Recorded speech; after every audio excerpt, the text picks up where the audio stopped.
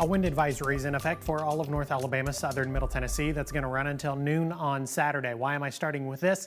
Because this wind advisory is completely independent of the opportunity for severe weather as we head into the overnight early into tomorrow morning. So honestly, I'm just trying to be nice. If you have any sort of outdoor decorations, Christmas, whatever, it might be a good idea to deflate those inflatables and maybe bring anything you can inside, because sustained winds 15 to 25 miles per hour as we head into the overnight. Wind gusts could be up to 40 miles per hour. And again, this is independent of any opportunity for severe weather as we head into the overnight and then into the earliest hours of your Saturday morning. For the time being, radar looks for the most part nice and quiet. Maybe a couple of light showers across North Alabama, southern Middle Tennessee, but that's about it. If we zoom things out, look a little more regionally, we are talking about an incredibly robust line of showers and thunderstorms that extends all the way from Arkansas into different portions of Tennessee, Kentucky, back into Missouri, up into Illinois. Several different tornado warnings, several different severe thunderstorm warnings, and all of this activity is ahead of this cold front. The good news here is that it does look like all of this activity is gradually moving to the northeast. So for the most part, a lot of this is actually going to miss North Alabama, southern Middle Tennessee. For now, things are going to change through the earliest part of Saturday morning. This is a time frame for when I think things are going to begin across the Tennessee Valley. Things could begin across northwest Alabama anywhere between 4 a.m. and 8 a.m., 6 a.m. and 10 a.m. across the I-65 corridor. And yes, this includes our friends up in southern Middle Tennessee, both Giles and Lincoln counties. And then 9 a.m. to 2 p.m. across northeast Alabama. That's when I think things could really get ramped up locally across the Tennessee Valley. Let's talk about our biggest concerns as we head into the early part of Saturday morning and we begin to enter that time frame. Our primary concern, or our secondary concern, excuse me, is going to be the threat for heavy rain. While we are definitely going to get some heavy rain, and I'll show you rainfall totals in a little bit, we've actually been so dry recently, I really don't foresee flash flooding or any flooding, as a matter of fact, to be much of an issue across the Tennessee Valley.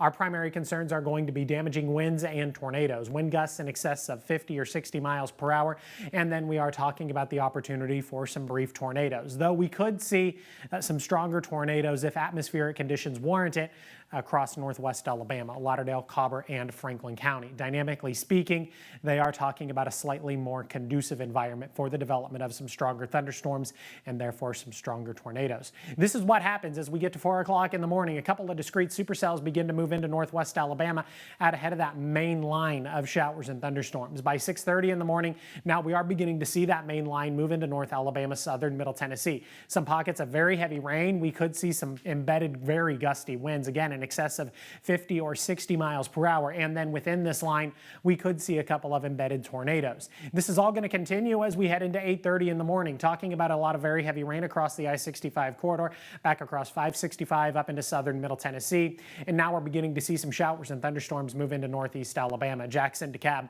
and Marshall County. And this process is going to continue through the later part of the morning and then early into the afternoon. By the time we get to the lunch hour, now we're still talking about rain across Jackson, DeKalb, and Marshall counties. Elsewhere across the Tennessee Valley, we're actually beginning to dry out across the I-65 corridor, and maybe we'll actually get to enjoy a little bit of sunshine tomorrow across Lauderdale, Cobb, and Franklin County. A couple of isolated showers will be possible through the heart of the afternoon, but generally speaking, through the later part of the afternoon, early into the evening, and the early part of the overnight, it does look like we are going to be dry across the Tennessee Valley, and we're even going to begin to lose a lot of that cloud cover. This is what rainfall totals look like. Many of us talking about an inch. Locally, I think we're talking about an inch, maybe even an inch and a half across the Tennessee Valley. But again, that is rain we could desperately use. 68 degrees for a high temperature on Saturday. It looks like that high temperature is going to occur shortly after midnight. Plenty of sunshine on Sunday. I've got a high right around 53, so it is going to be a little chilly.